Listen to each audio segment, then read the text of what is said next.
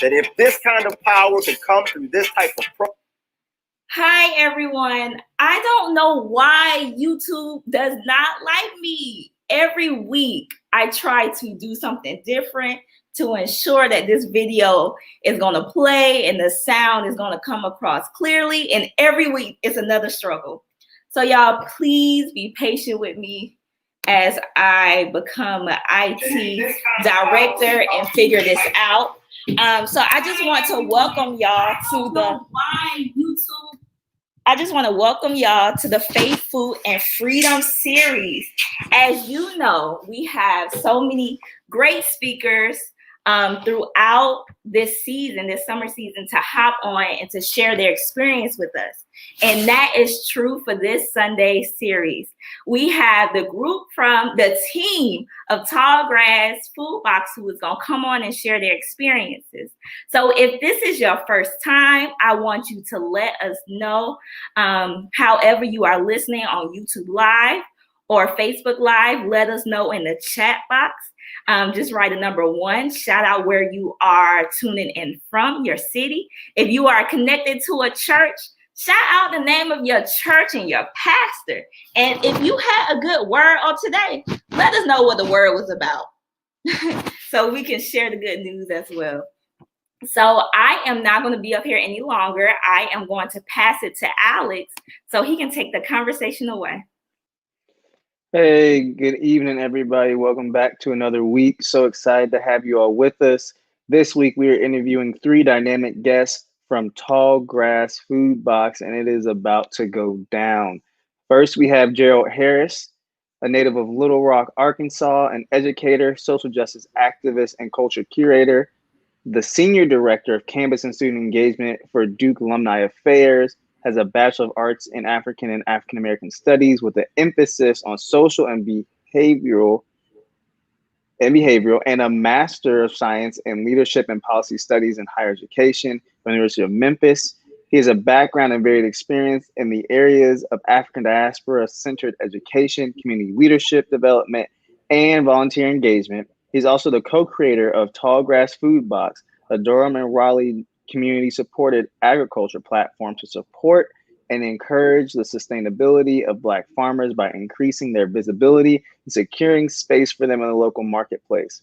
We also have Gabrielle E.W. Carter, who is an artist and cultural preservationist who uses diasporic and local foodways as a vehicle to reimagine wealth, marginalized food systems, and inheritance. Her work uses oral history, film, cooking, and textile to examine and explore the Black experience in relation to land cultivation, sedentary practice, and agronomy, creating contemporary source materials for historic works and knowledge.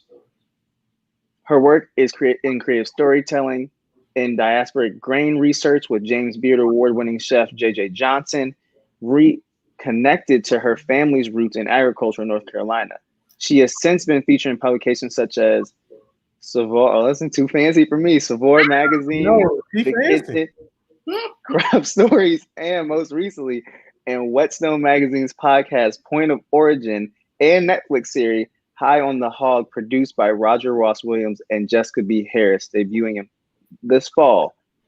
She also co-founded the North Carolina-based Black Farmer CSA Tall Grass Food Box, which again is a platform to promote and encourage the sustainability of Black farmers by increasing their visibility and securing space for them in the local marketplace. And last but not least is Derrick, a visual artist, cultural organizer, and higher ed professional.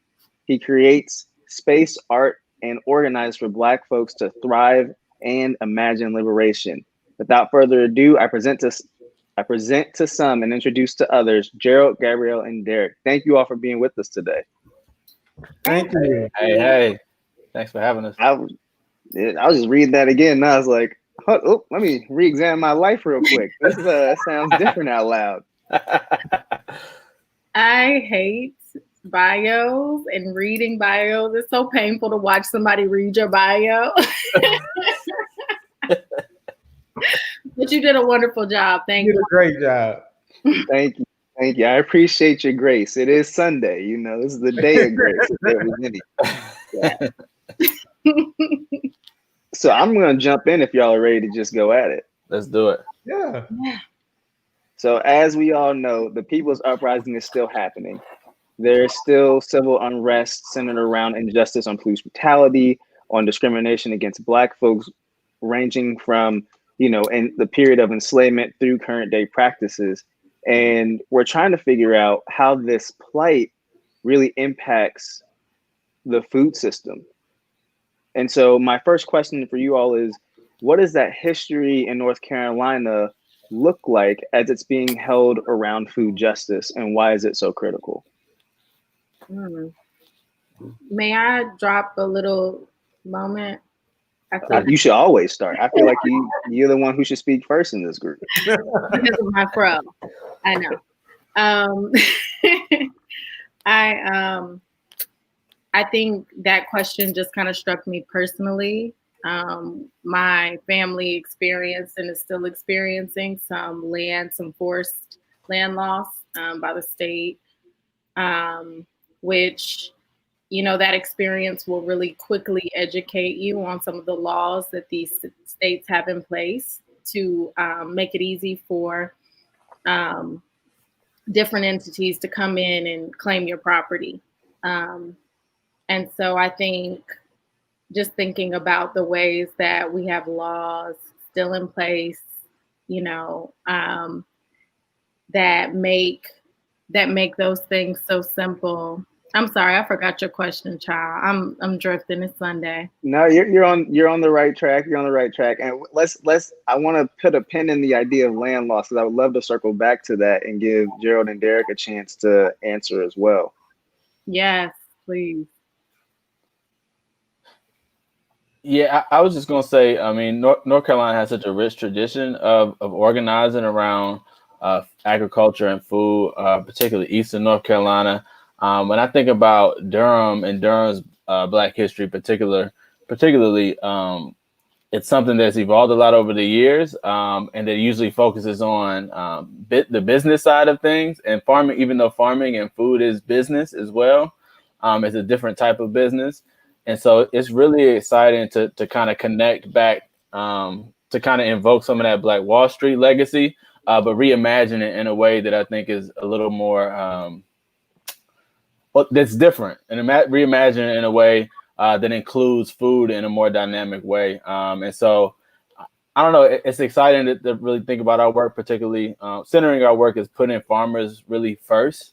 And so, people have been doing that, and Black people have been doing that, and we're just excited to be a part of that tradition, and really carry the torch in our lane. Yeah, I want to definitely piggyback on that. Like when I think about Black food systems, when I think about food sovereignty in general, I can't help but to start to think about just the peak of American Black farming. And so we're talking about like the 1920s. There was almost close to 1 million Black farmers. It's somewhere close to, I think, 950,000 Black farmers in that period of time that have now dwindled down to close to maybe about 45,000. Hey, Jerry, are you talking about that window from 1910 to right now, where we were 12% of the farming population, and now we're like 2% and 10 years older than the median age? Is that what you're talking about? Exactly. I can feel it.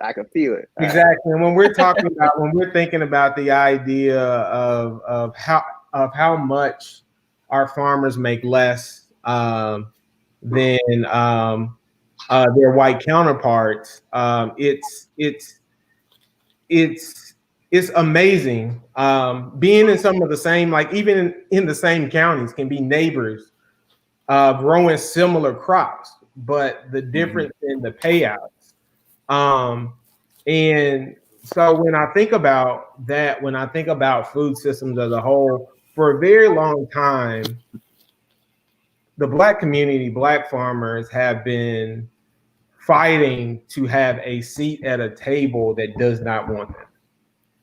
And so our work today is around not trying to figure out a way to to put a crate or put a stool by the table that they don't want to set. It's around creating a whole different table for us that provides for our farmers, but also making sure that the people that need the food are getting the food. So what y'all are doing is not just revolutionary and it's transformative. What you're saying is you're doing the work that our forefathers were already doing and was taken away from us, and we're just trying to put it back into rotation. Exactly. Absolutely. And so I like that. Put it back into rotation. but we got to keep it smooth, got to keep it current. Got to keep it hip hop. Keep it hip hop. You know what I mean? So this idea of land loss, because I want to use land loss as our gateway into this re-envisioning of food access. Gabrielle, could you talk a little more about what land loss looks like? And then Derrick, if you wouldn't mind jumping on and talking about what this idea of re-envisioning a food system looks like. And then Gerald, I'm going to pass it to you and say, like, what has Tallgrass, what are some of the executive functions Tallgrass is taking that makes these farmers visible in this reimagining? Well, I'll say I think land loss is such a big topic, and it can be such a rabbit hole, especially for me. So I think I'm going to keep it simple. And, my personal experience with it has been that my grandfather's brother, who lived right across from us my whole life, my mother's whole life, for over half a decade. I'm sorry. I was like, all right. Wow, 5 years. She's a leap year baby, obvious. Right. No, but like that's his home. It's within proximity to our home place. And it's just the whole area where we live is just considered very special to all of us. And to have folks uprooted in their 70s and 80s for a highway to come through has just been, I don't know that there are words for it. I think we've done some healing around it, and we've continued to grow food. We grow food on about an acre of land there, and he's the one who leads that effort. And so since the beginning of that transition, I've just been thinking about all the things that become lost when you move someone like that away from a place that they've called home for so long. And I think, going back to like our agricultural traditions, like those traditions are made possible because we have access to the land to actually act them out. And that's how we pass it on. And that's how, the next generation learns it. But when we no longer have access to that land, then those traditions just kind of become stories. And so I think I've been working very hard to make sure that we preserve that knowledge and that we continue to grow on what land we do have, and keep the seeds and, find new ways to preserve the stories and tell the stories, and put that work into action. Because even though a lot is lost when people are displaced from a space they know is home, there's a lot to be gained and a lot to still be celebrated. And so that's been our personal kind of experience in a nutshell. And so what I'm hearing you say is those same practices that they used to separate Black communities 40, 50 years ago, throwing highways in the middle of prosperous areas, is still happening to your family right now. Oh, absolutely. I mean, there's so many places, and I think there's so many places and so many ways that is happening right now. And it looks different depending on where you're placed. But in rural areas, it can look like a highway coming through and kind of cutting your property in half, which comes with its own implications, because for us, we didn't lose our property in whole. We just have to deal with a 7-lane highway in the front yard. And so that makes it hard to grow food when you're that close to a highway. And it also, there are things outside of just the land loss itself or the displacement itself that will potentially impact generations depending on how you handle those things. And so, Derrick, this re-envisioning that your bio talked about and you touched on, what are you seeing that kind of, what is that looking like and what does that mean? I had a good answer, and then my mind started to drift. And I use a stand-in for the reimagine. And when I think about, so one of my favorite, I'm an artist, right? So one of my favorite things to do is like create brands and logos and T-shirts. And it's because I like visual arts, but it's also because I like spreading the good news, if you will, since we're on the Black church food security. Bring it. But I think that it's important for people to be able to visualize like a future where we're more free. And so when they can see something, it's like, when they see tall grass food boxes, and when they see the Black faces on our IG, and when they see us in the streets like passing out food boxes, and when they see that we started this thing in March and it's popping off, in a way that we're able to pay. We have paid Black farmers in the area over $26,000 since March. It's like, oh, like I can do something too. And so it's like, it's not that we are carrying the revolution. It's that, we're like Tupac said, I want to be the spark that ignites the fire, whatever he said, of the person that's going to be the revolutionary, to paraphrase Tupac terribly.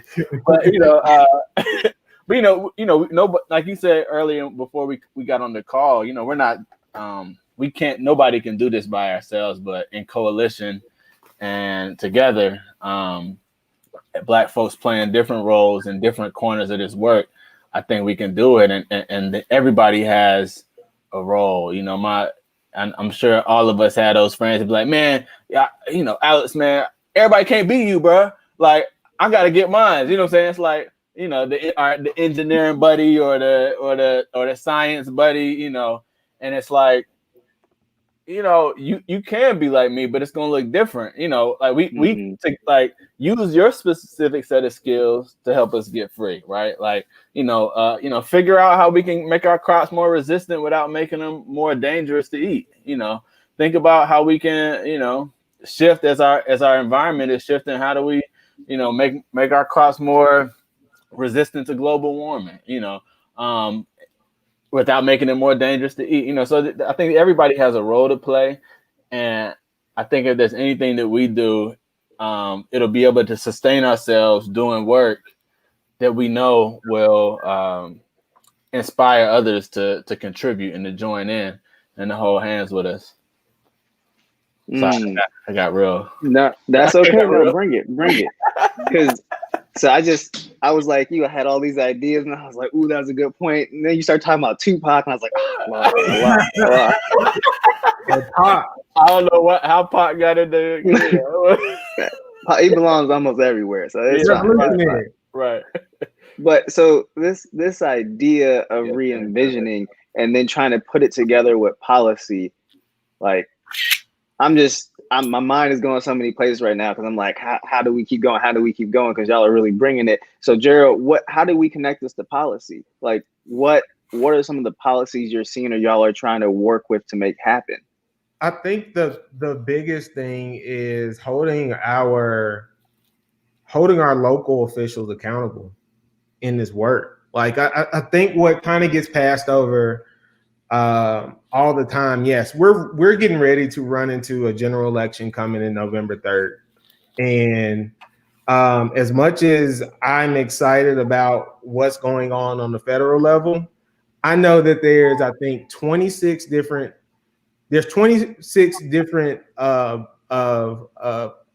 pieces that I need to vote on as a North Carolina resident. I just did a piece not too long ago just on Durham County, and just the idea when you start to look at the type of decisions that these individuals that are running for these positions hold when it comes to the everyday, just my everyday existence and being.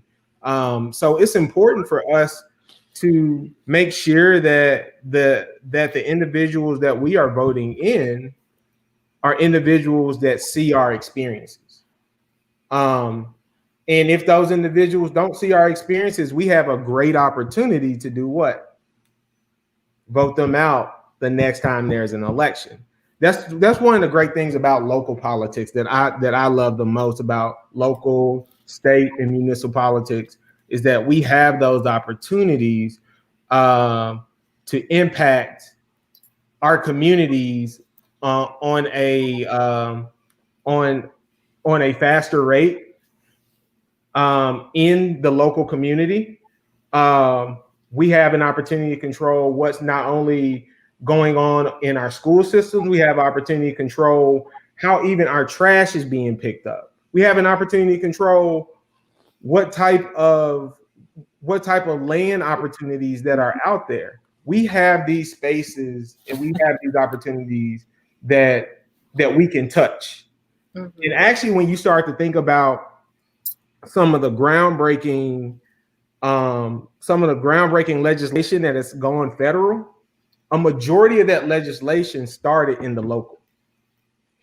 And so it's important for us to continue to figure out ways of navigating that process to get what we need for our communities through the dollars that we're already paying through taxes, and not just look at it as we're just going to vote for Biden or I hope not Trump, but the idea of that being a big part of us getting policy in play. I think another thing that comes up for us a lot is seeing that everybody should be a part of this conversation. And what I mean by that, and Derrick said this probably so much more gracefully than I will, is that there's this idea that everybody plays a part of this community and being a part of this community. I look at it, and I've been using this. I think I've been using this comparison a lot lately, and it's around the idea of the Gullah Geechee community, and I talk about this a lot because it's such a beautiful space, like the idea of what red rice means to this community. But the cool part about it that it's a community dish. Everybody brings something different to the table. Like I may have the tomatoes, Derrick may have the shrimp, Gabby has the rice, somebody has the sausage, somebody is pulling this together. And so what people are doing is, when we are really doing this right in the correct way, we are putting all our resources together to provide this sense of community, this sense of nourishment for the community. And so when I think about that, I think about when we are shaping up our committees, when we're shaping up these opportunities that are out there, that we are bringing people to the table with the question of who's not at the table and who can add something to what we're doing. Can I speak to that too, Gerald? Yeah. Of course. I don't want to take up too much space. I think when you said something that makes sense, and I just want to say it's a both and, because the policy space is important, and the state policy and the local policy spaces are important. And I even sit on the Open Space and Trails Commission. I saw somebody in the comments say something about our local county commissions and doing that local work, and it's really important. And it's around every election season, I'll get an email. And when I was with Black August in the Park, we used to get the similar emails every kind of election cycle. And it's like, hey, we're doing this.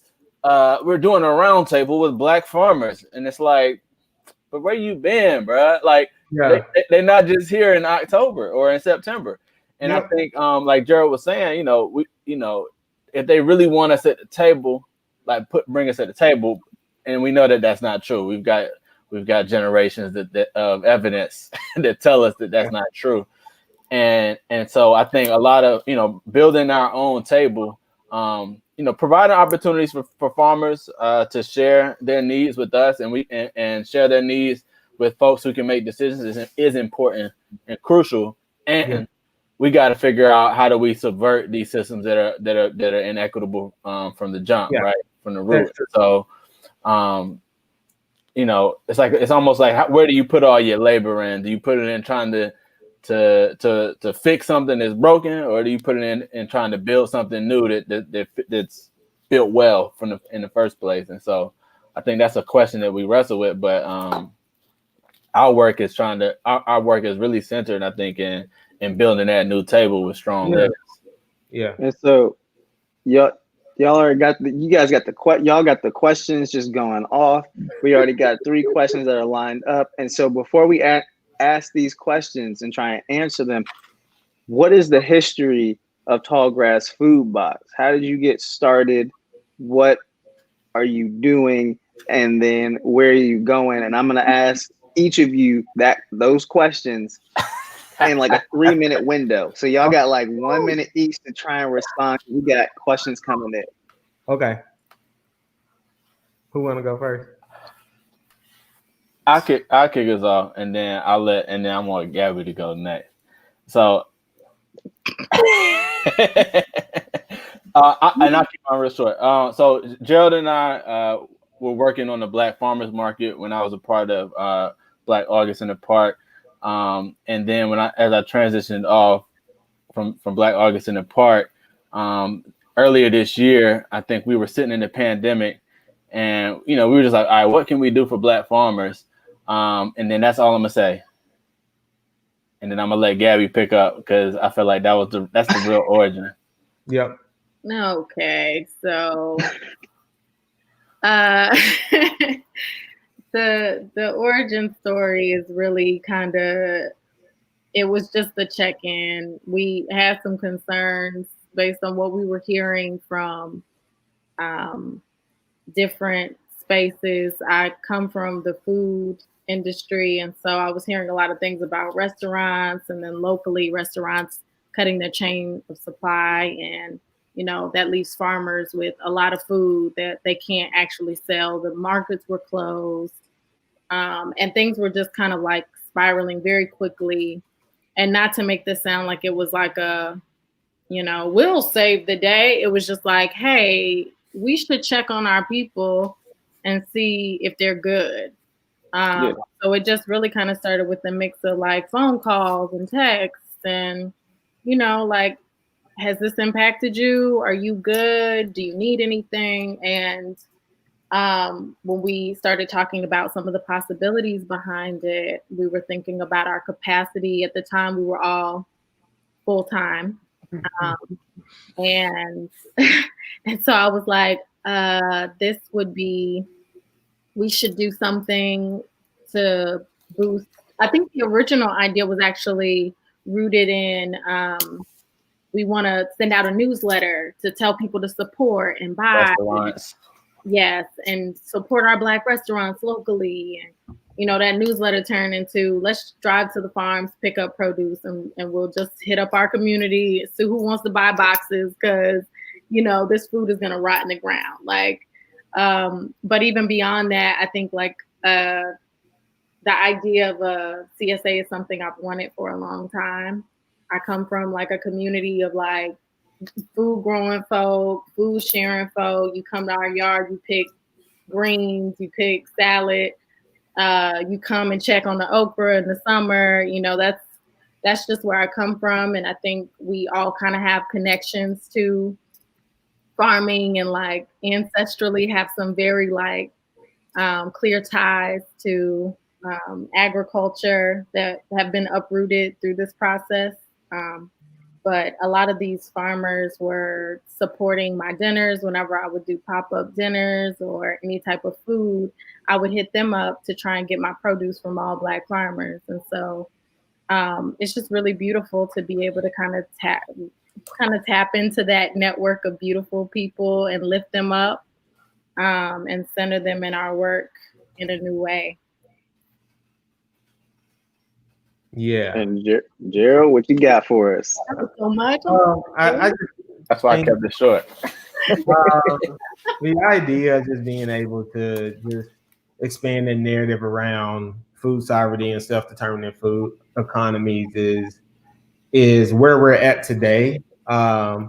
And that idea of being able to provide a marketplace that wasn't our pivot in a marketplace that wasn't there for our farmers.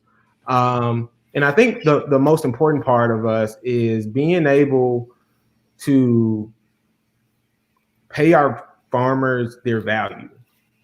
And in a lot of places where they've been cut short, and cut in this, I mean, because we all know in this world of CSAs, in this world of food systems and produce, wholesale's the game. And this is something that we didn't want for our farmers. And we wanted to make sure that we were capable of providing that opportunity to pay their worth, but also being able to expand on what that may be and what that could be. And we're really looking in this space of how can we create space for our farmers, but expand the work that they're doing, what they're growing, how much of it they're growing. And I think that this opportunity, this initiative, this idea around Tallgrass Food Box has given us that vessel to do that work. And the cool thing about it is how we're seeing that impact in the community, from what our farmers that are in the farmers market game, what they're capable of going to the markets with now. Some of that has shifted because of what they're getting in this space in Tallgrass Food Box. And I think that we have some great opportunities where a lot of this work is going to be very intersectional. We have some chances where we can expand, like Tallgrass Food Box isn't just CSAs, and it's just not a food box. It's so much bigger than that. And so seeing it grow over the last 4+ months has been amazing. And I can see us doing this and this expanding for years and years to come. So that leads to our next question. How do you think this kind of CSA, or just tallgrass in general, could work in other parts of North Carolina? I think that's an interesting question. I think one, I'll say we've received several solicitations to do this in different areas, and we've been hopped on calls with folks out west and folks in the deeper south around and people are can we do that? Can y'all do that down here? And I think it's a tricky question. I think as we're expanding and building relationships, there's so many opportunities for us to help build that infrastructure out in different parts of the state and in the country. Whether or not Tallgrass Food Box itself as an entity is leading that work, or whether we're playing in a support role helping local entities build that out for themselves. I think we're imagining a world where both of those opportunities are working together, depending on the context. Durham and Raleigh in this area is they're dense areas, and while we are growing rapidly, there's still so many folks who I think we haven't touched, and so I think and there's still so many things that we are looking to do to help our farmers grow in their capacity to walk with us as we grow, right? So some of our farmers, some of the farmers we worked with early on were smaller.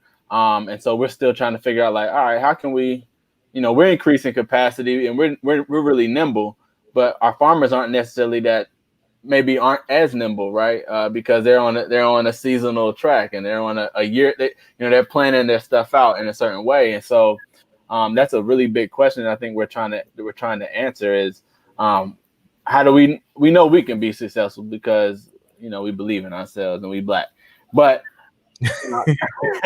and how do we ensure that we aren't outgrowing the community that really is the community that we started with, and so that's a hard question. I don't know that we have a definite answer, but I think that the short of it is, yes, we're trying to be in other places, and that's going to look a lot of different ways.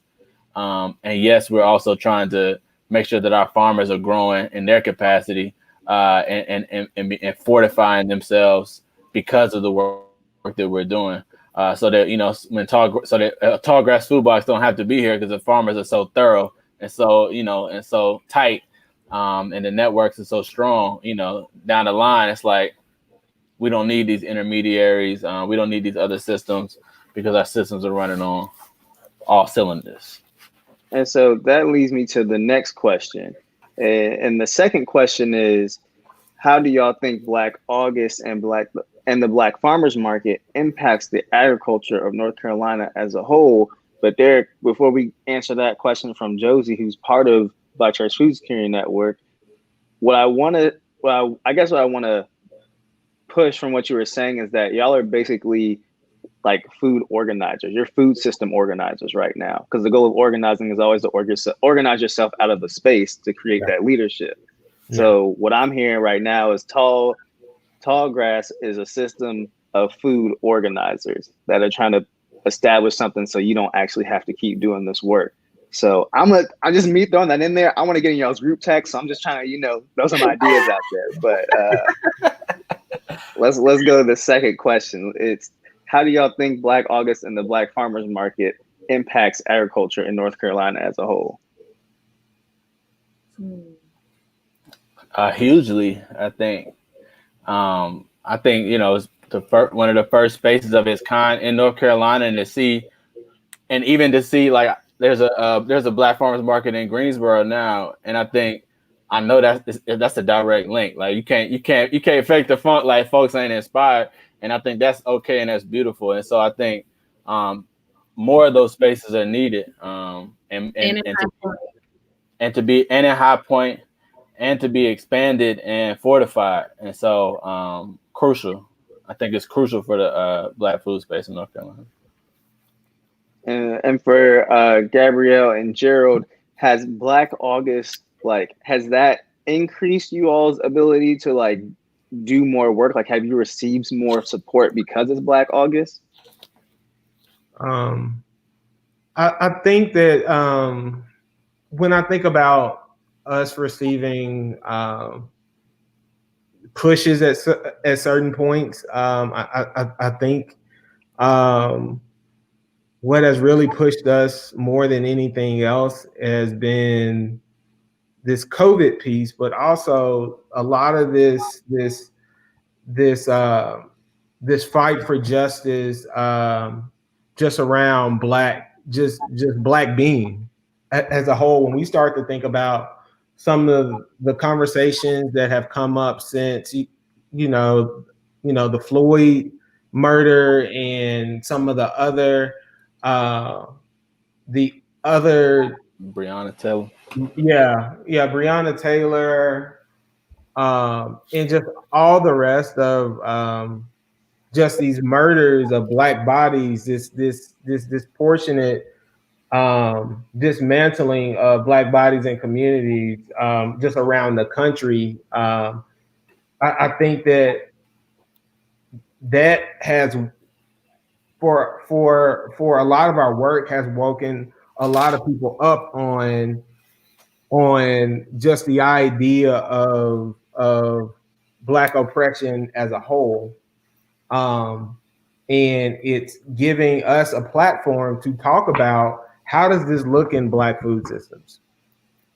And so the idea of being able to have that platform has helped us. And I think that, you have places like, in the celebration of Black August as a whole, having that opportunity for people to see another way to give back to the Black community in these spaces around, Black food sovereignty and self-determining food economies. I think that it's kind of given us some platform, some opportunity to talk about these things and talk about our goals and talk about the mission of this work, and for us to carve out, a lane for the work that we're doing, part of this this bigger system of Black food systems?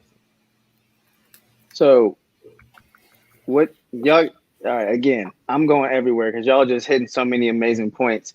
I'm gonna ask one question to Gabrielle, and then I'm gonna ask another question related to art, since all y'all are artists or curators. All right, so this question is for Gabrielle, then we'll get an art question in here.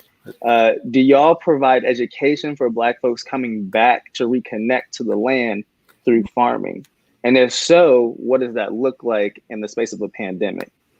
Yeah, that's a wonderful question. I think that's something that we are absolutely thinking about. Just because I think we've had a ton of people constantly reaching out to try and become volunteers on the farms and to volunteer with us. And just, I think everyone just kind of wants to reconnect, especially our brothers and sisters in the North right now. It's got to be a lot to live in a city and not have access to land.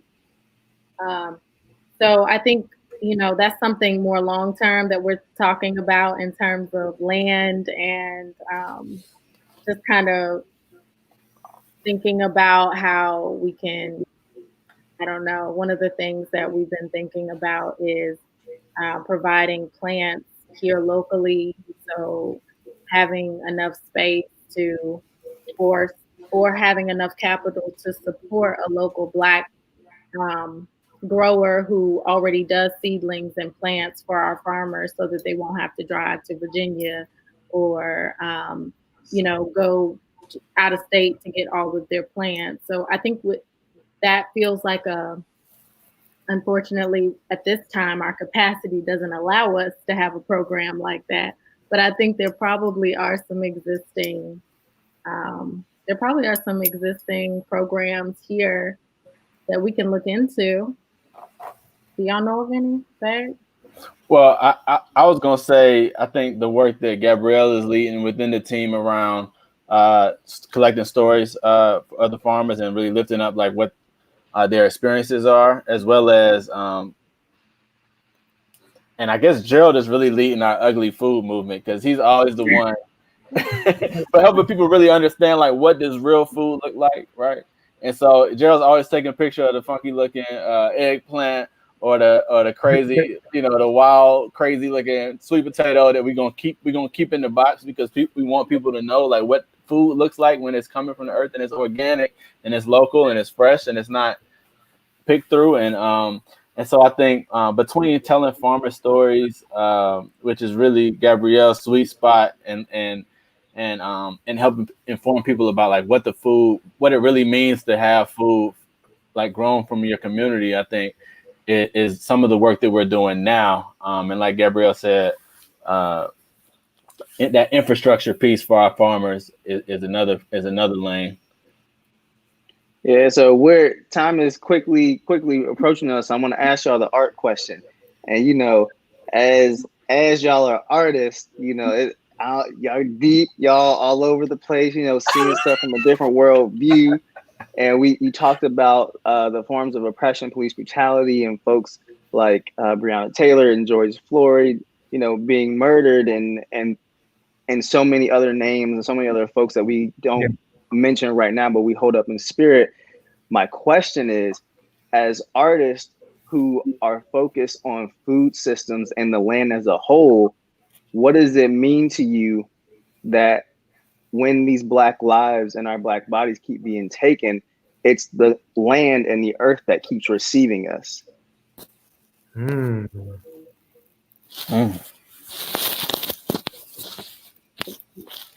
We're gonna have to sit on that. He's passing it. Oh man. I don't know where Gabrielle is on y'all screen. What? You're pointing at me. Yeah, I feel like that's me. Like to explain why that's me? Because I'm. I feel like that's an alley-oop to your artistic mediums and what that and how you talk about food and the land through your medium. Yeah, I guess. I see that, I guess, in all of our work in some way or another. My work in seed keeping and storytelling is really about kind of centering some of the ways that were before we were here. And so I guess I see that. Right? I didn't get up here to talk about myself all day. It's And connected. look, you can ponder it. You can come back to it. We have plenty more questions. So if you just want to sit with it, and you know that group text I was talking about, you can answer it. We can answer it. Okay, cool. Thank you.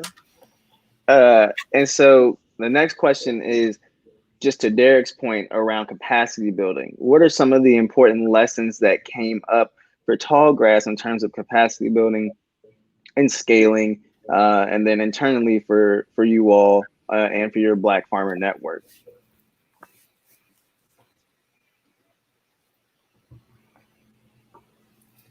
I'm trying to look up. Yeah. Any media money? Okay. Any money? Okay. I'll say a little piece, and I think Gerald's got some on that as well. I mean, Gabrielle brought it up shortly or quickly earlier about the plants. So that's a great example that we've kind of explored. Like a lot of our farmers, they're not necessarily growing from seed, right? So they have to go buy their starter plants in a different place. A lot of times most of the time it's out of state, and from who knows, where or what, and so I think that's like one of those kind of, not easy, but one of those systemic things that can make a big difference for our farmers financially. And again, for us to figure out how we can be a part of something like that, or, help establishing that infrastructure, or whether it's us, bringing our capacity to the farmers that have these questions and needs, and supporting them that way, and pursuing that themselves, whether it be financially or intellectually or, with our hands. And so I think, we have our own skill sets from our own experiences in life. And so we're trying to bring all of that to bear to really fortify what the farmers already know they need and want. When I think about the fact that there's an egg shortage, right? We know we got farmers that have chickens and they lay eggs, but they also want to grow that capacity. And so those are things that in some part, because of the work we're doing, have been able to have had a push to grow that part of their business, and not just for us, but for others, so they can provide them in other spaces. And so those are the questions that we're asking explicitly to farmers, like, yo, what are y'all trying to do next, though? And what do you need to make sure that a bad crop ain't gonna rock your world, right? And so, how do we fortify their positions? And that's, somebody asked the question. We don't have all the answers, but we are asking the questions of farmers, and we are coming back to them biweekly, to ask those questions and sit with them and be in community to get them answered.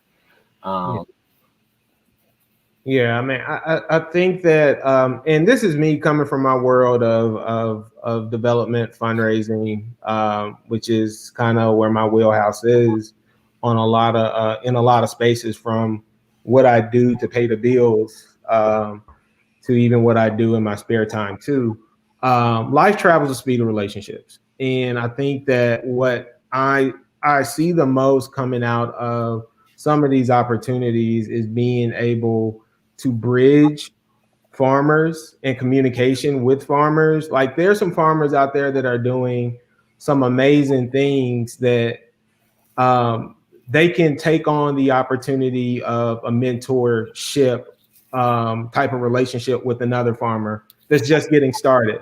The fact that there's a farmer out in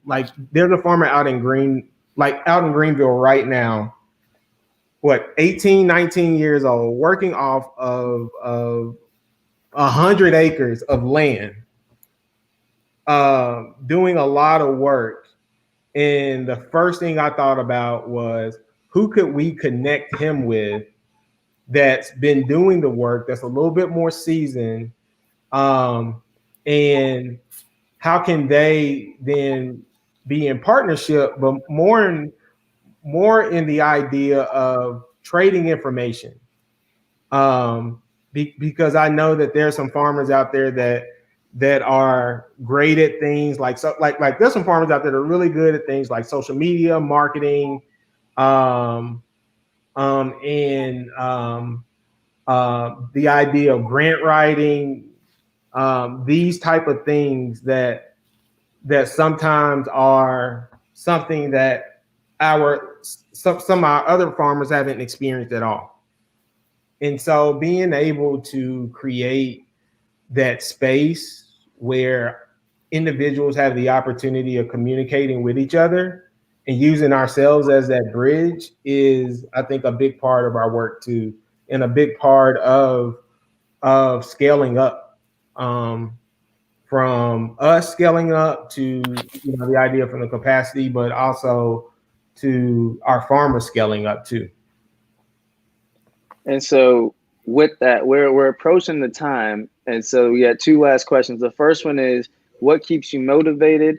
And the second one involves, how do folks donate to you, / with a lot of the people on here being of some sort of faith background, right? Like, what can they be doing to help and to support you all right now? And that is okay if it's donations. People give tithes all the time. This giving to the food should be a tithe. So yeah. What can be done, and what's your motivation?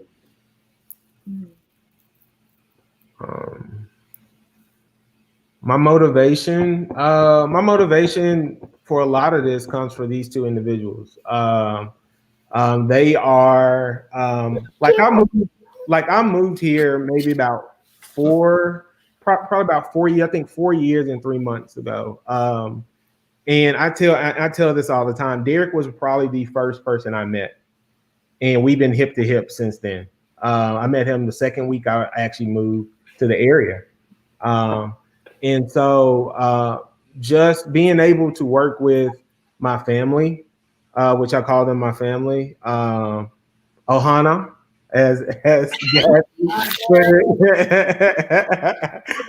being able to work with them and solve educational solutions. And what I mean by educational solutions is looking through best practices and figuring out how can we use these best practices within our environment and the culture that we're in. I think what motivates me also is, the ancestors. The fact that I am like I grew up hanging out with the melon man. My papa was the melon man. He was the guy that grew melons and went to market, went to some back road and sold off the back of his truck. And so, my papa was organic before organic was a thing. And so a lot of our ancestors are. And so that's a big part of my motivation. The other part is just wanting to be free. Just wanting Black people to be free.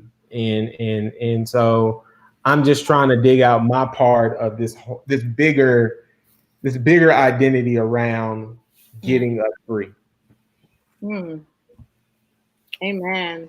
What can I say? I mean,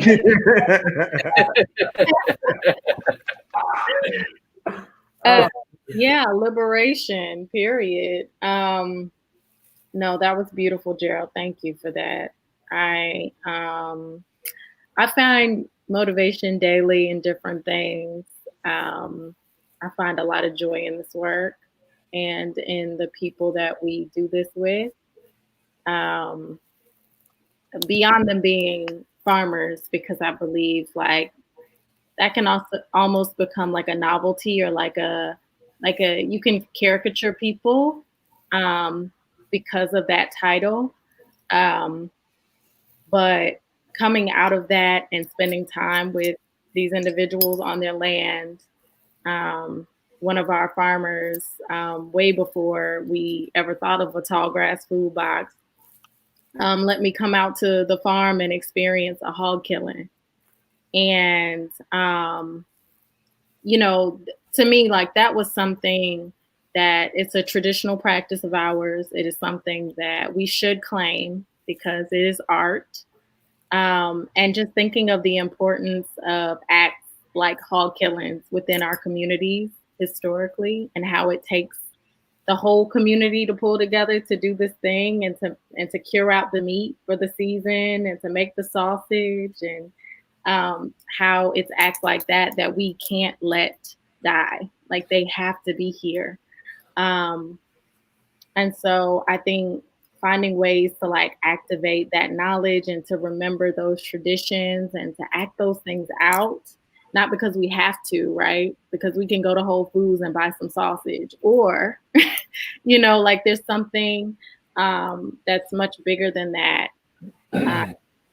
that we have access to because we're in community with these farmers and these individuals who understand why it's important to be good stewards of the land. And that's much bigger than a organic certification. That, you know, the way that they think about growing their food is really, I believe it's spiritual.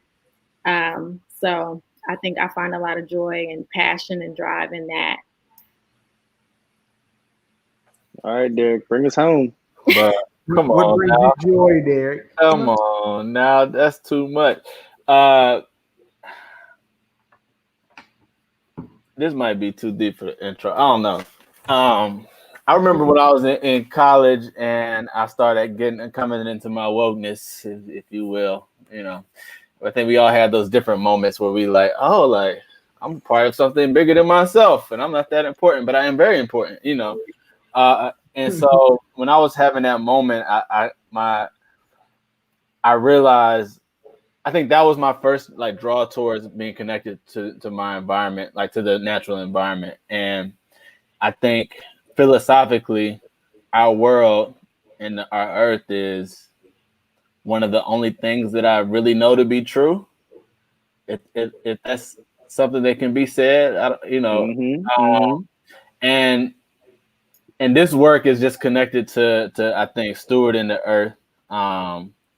And to being a good citizen of the earth. I'm also motivated by these individuals on the call. Like, it's just a brilliant group of folks, and I love both of y'all. And I think the dedication to the work and the dedication to really like bringing about a future where we're all free, right? And where Black people are free. Is something that they all believe in, and something I believe in, and so we doing this work together, and this hard work, you know. And so I don't know, I'm inspired by them. I'm definitely inspired by the farmers we work with, and their ethic and the way that they think about this work. You could tell they feel the exact same way. It's hard work, you know. They're brilliant in their own ways as well. They could be doing so many things, but they're choosing to work the land and grow food for people to consume. And the joy they have when they give us the food, it's like they take so much pride in the things that they're able to provide. And it's hard not to feel something when we're creating that when we have that reciprocal experience with them, and then we expand it to the people that we're working with in community. So, you know, I can't follow up these two, but you know, that's what inspires me and what motivates me and keeps me going in this particular work. Yeah. Well, we appreciate each of y'all, Gabrielle, Gerald, Derrick, and what I'm hearing is follow you on Facebook at Tallgrass Food Box, follow you on Instagram at Tallgrass Food Box. I'm hearing donate like it's your tithe, give every Sunday. Is that what I'm hearing? Yes. You can donate a subscription too. Donate a subscription. Look, Yeah. if Dr. Brown was here, he'd say the same thing. That's my mentor. I'm a PK. I might be a licensed minister. I don't really use that part that much, but you know, we appreciate y'all and the inspiration you gave. Mrs. Roberson, she hopped on, and you know, she's one of the farmers that we're trying to work with, and she just said she's inspired by y'all, and that's a huge compliment. So keep doing the work, keep it up. We're so glad to have you today. We're going to transition over to Siobhan, and we're going to talk about this little group chat. So don't leave. Yeah. Just stay on. Yes, can everyone give a virtual round of applause to the Tallgrass Food Box team? This conversation was so awesome. I want to thank y'all for hopping on to our platform to share some of your passions, to share the work that you're doing. And I am looking forward to if there's any way of partnering with y'all, working with y'all, just sharing as much as we can to free our people, because that's a passion of mine too. I'm trying to get us free and I'm trying to get us fed at the same time. So the chat box is going crazy. So when y'all hop off, please go back and read the comments, because this conversation also resonated with so many of the viewers. And for everyone that's watching, y'all, I want to see y'all again next week, same time, 6 p.m. Eastern Daylight Time, same place, YouTube Live, Facebook Live. Have a great week. Have a blessed week, and see y'all later. Bye.